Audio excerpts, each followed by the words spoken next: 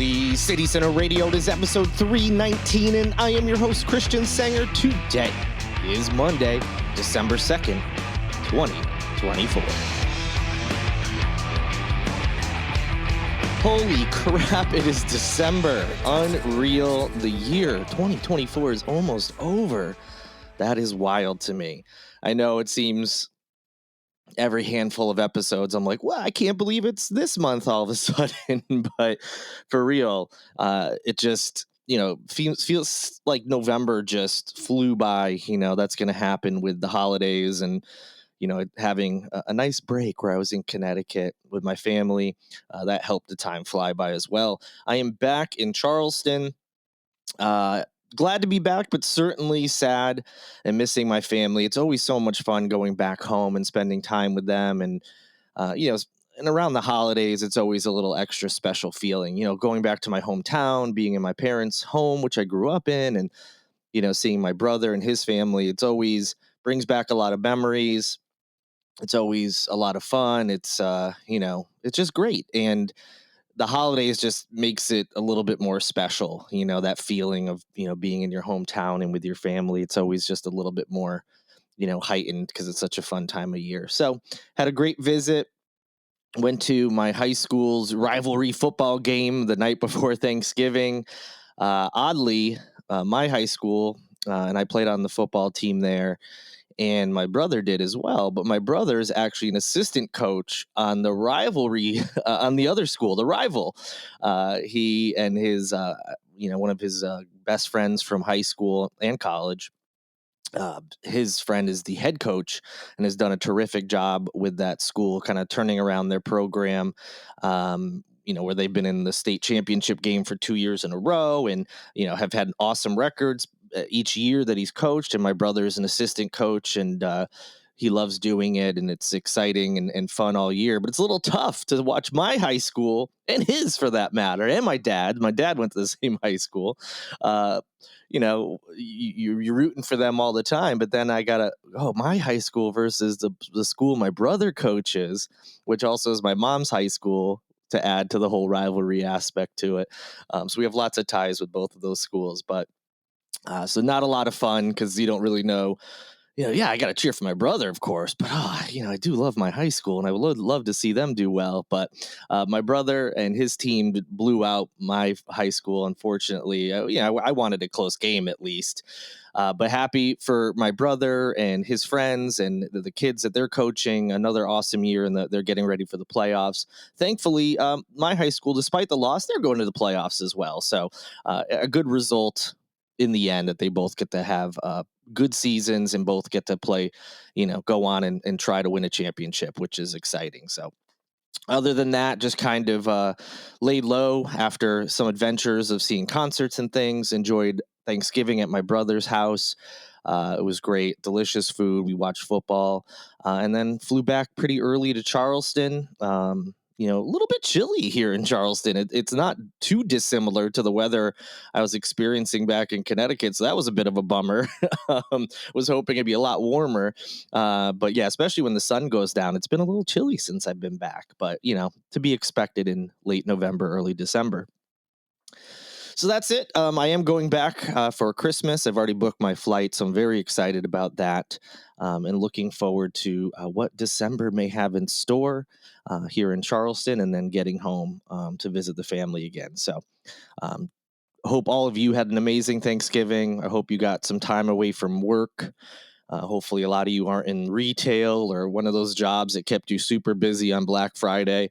And if it did, hopefully it was a good day. And I hope things are going well, and I hope you have a great week ahead. If you're looking for plans, go to holycitycenter.com/calendar, and you can see what is going on, not just this week, but this weekend, next week, next month, into next year and beyond. But without any further delay, let's get into the latest news. We have an update on the situation involving the escaped monkeys. As far as I know, I haven't seen that the last few that are out there have been captured. So as far as I know, there's still a couple of those monkeys out in Yemisi that are still outside the facility and on the loose. But a potentially huge story came out Now we're talking, I think this might have been 2 weeks ago now that the story broke. And there hasn't been a ton of updates. And Alpha Genesis, which is the facility that these monkeys are housed in, I haven't seen an update from them yet. But PETA put out a statement saying that they got information from a credible whistleblower, that's their words, that said 18 of the monkeys, the same type that escaped, died after a diesel heater malfunctioned. This is 2 Fridays ago now. PETA has filed a complaint with the U.S. Department of Agriculture calling on the agency to investigate the incident. So that's about the extent of it. Other news networks have picked up the fact that PETA released a statement and that they are asking the USDA to investigate. As of this recording, I haven't seen an update from the USDA, from PETA, from Alpha Genesis. So I have no idea, if how true this story is, if it's related to some kind of heater malfunction, if it's something else. I would imagine if this story was completely false, that nothing happened, that Alpha Genesis would have put out a statement by now. So that to me makes it seem like, okay, something certainly happened. Is it as bad as PETA is saying it is, according to a whistleblower? We just don't know. So there will be, I would imagine, some report at some point from USDA, or maybe Alpha Genesis will come out first to say something. But like I said, the fact that the center hasn't come out and actually denied this in any way, shape, or form leads me to believe that this is credible in some capacity, if not 100% accurate. So you may remember I mentioned the escape monkeys at first. That was back on November 7th. 43 monkeys got out. Most of them have been captured and brought back in. But now, they're still dealing with that. And now they may be dealing with this horrific potential deaths of 18 of these monkeys, which, by the way, are endangered. This would be just a catastrophic failure by them. And this company has a history of not just monkeys escaping, but deaths of these monkeys as well. And this is the last thing that they needed or wanted, of course. Not that they would ever want this to happen, but just issue after issue, it just keeps compounding and compounding. And they certainly have some internal issues that they need to work on. So according to what actually PETA went on to say that multiple whistleblowers ended up contacting them, not just one. It started with one whistleblower report, but then they claim that there's multiple whistleblowers that have told them a diesel heater may have malfunctioned at the facility late on 2 Friday nights ago. There were no alarms, no alerts, as 20 of these monkeys, likely endured what PETA says are agonizing deaths. I hate to be graphic, but either they suffocated, from carbon dioxide fumes, or were burned alive, which is horrific either way. And again, this nothing has been confirmed yet, but they are PETA is claiming that multiple whistleblowers have come forward and told them this, and there has been no denial from Alpha Genesis at this time. Now, as I mentioned, this isn't the first time the facilities had issues. Obviously, the escapes that I just mentioned, there's been multiple over the years. There have been other deaths of monkeys for varying reasons as well. Sometimes it seems to be negligence. Sometimes it just seems to be, a mistake. Maybe they don't have proper monitoring services in some of these instances where they could have been alerted to an issue. For instance, if there was this heater issue, if there was no alarms, uh, no no way to combat a potential fire. I mean, that's pretty bad. So we'll see what happens. Obviously, even if the story is partially true, maybe the number of deceased animals is wrong, maybe the exact situation, the details are a little iffy, but even if this is remotely true, this is horrible and certainly needs to be investigated and looked at. I'll certainly keep you up to date if the USDA comes out with any report, or Alpha Genesis says anything, or if PETA releases more information. But at this time, it appears there is at least some truth to this really, really sad accusation from PETA via some whistleblowers. There is a really bizarre story that unfortunately had a tragic turn recently in another part of the state. Now, I'll admit I don't know anything about this town. I may even be pronouncing it wrong. McColl I believe it is, McColl. They have had a very bizarre few weeks, month or so here. And again, there was a tragic turn. So their mayor, George Gardner, died in a two-vehicle crash this past Tuesday, so just about a week ago. And when he died in that two-vehicle crash, he was connected to some kind of active SLED investigation. This is according to multiple reports. So, SLED, which is the South Carolina Law Enforcement Division, they have a spokesperson who said that the agency's probe is active and ongoing, but they did not really provide any further information after the car accident. So, Garner, the mayor of this town, a small town, he died in this two-vehicle crash on Cashua Ferry Road. And that's according to the Darlington County coroner. The accident happened around 2:40 p.m., 9 miles outside of the town of Darlington. Gardner, who is 49 years old, was driving westbound in a 2007 Chevrolet Tahoe when he veered into the eastbound lane and collided head-on with an 18-wheeler. At the time, the mayor, Gardner, was being pursued by Marlboro County deputies leading up to the crash.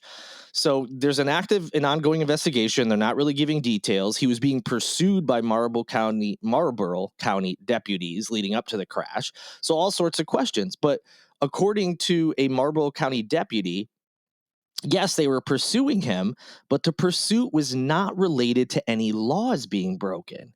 They said the pursuit was taking place, quote, in an effort to protect the well-being of Mr. Gardner, end quote. So this adds a completely interesting angle to the story. First, it's a tragedy, obviously.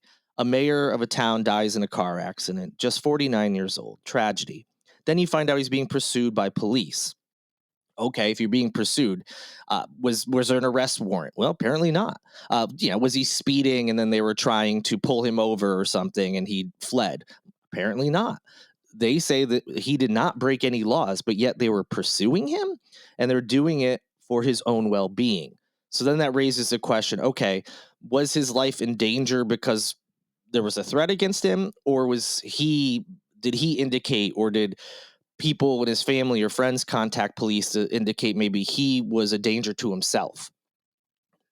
That seems like the way they're presenting it, maybe that was what was going on. But honestly, that's complete speculation on my part and could be wrong. But just based on the fact that he didn't break any laws, but was being pursued, and for what they were saying was his own well-being, it would lead me to believe that his life was in danger in some capacity, and likely it may have been because he had said something that he may have been in danger to himself. It's unclear at this point. Ultimately, Gardner died at the McLeod Regional Medical Center. Obviously, he died from injuries sustained in the wreck. The truck driver was also hurt. And so there's that side of it. But leading up to this crash, there was another kind of bizarre situation that was unfolding in this town. And again, it's a very small town, about 2,000 people. And this town is very close to the North Carolina state line. That's about all I know, and that's just based on media reports. But the incident that happened, um, not this past Thursday, but the Thursday before, um, and this is just an indication of how small this town is. They had a 5-person police force. So they only have 5 people on their police force. But on that Thursday, they all resigned together. So the entire police department, it sounds dramatic when you say entire police department's just 5 people, but nonetheless, that is their entire department, which means that town no longer has police. So they all resigned. And the former chief, Bob Hale, said in a Facebook message that they resigned due to a hostile work environment and having inadequate funding. He said those were the 2 main reasons for the move, but there may have been others. As far as the hostile work environment, other media outlets are reporting it came from a council member. So your first thought is, okay, maybe it was something going on with the mayor, but then they seem to point the finger at somebody else, although they didn't ID that person. So there's that side of things. That's on a Thursday. And then just a handful of days later, on a Tuesday, the mayor dies in this car accident where he was being pursued by police, but not because he broke any laws, but because it was for his own well-being. Very, very confusing situation. There hasn't been a lot that has come out since then. The funeral date was set for the mayor, but as far as other news involving like why exactly he was being pursued, what was going on. Is this somehow related to the police thing, or is that just completely unrelated? There's been no updates. So I will certainly keep an eye out and update you on this very, very interesting situation. Obviously, tragic um, that the mayor lost his life in this accident, but there's just so many more questions about this entire incident, and I'll be sure to keep you up to date. And that'll do it for this edition of Holy City Center Radio. I hope you had an amazing Thanksgiving, a great weekend, and I hope the week ahead is awesome for you as well. Thank you for listening. If you can, take a moment to rate, review, like, subscribe, whatever you can do on the platform you're currently listening on. If you could do that, it'd be a big help to me. Also want to thank Lindsay Marie Collins with LMC Soundsystem for producing this and every episode of Holy City Center Radio. And a huge thank you to Tyler Boone, whose music you hear in each and every show. Now that I'm back in Charleston and we have a little bit of a break before the holidays, things should be back to normal. So you will hear from me again on Wednesday with the latest news and what's going on in town. I'm very much looking forward to it. Until then, though, good night. Good luck.